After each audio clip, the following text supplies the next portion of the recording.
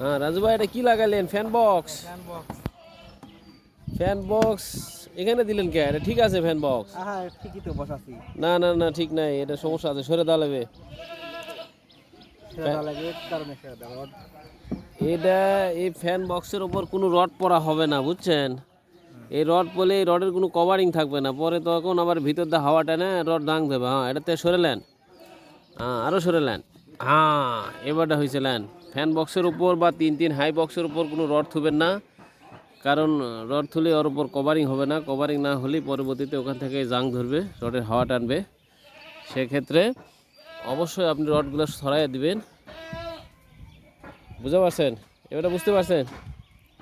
দেন, বান্ধায় দেন, দরকার সরে দেন। কামড়িটা দরকার বলে যদি বেশি সমস্যা হয় তাহলে একটু ভাঁজ করে দিকে আগে দেন রড। তো অবশ্যই আপনারা যারা বাড়ি করতেছেন অবশ্যই এগুলো বিষয়গুলো খেয়াল করবেন, কারণ ছোটো ছোটো ভুল পরবর্তীতে সময়ে অনেক মারাত্মক বড় হয়ে যায়, সমস্যার সৃষ্টি হয়। ধন্যবাদ।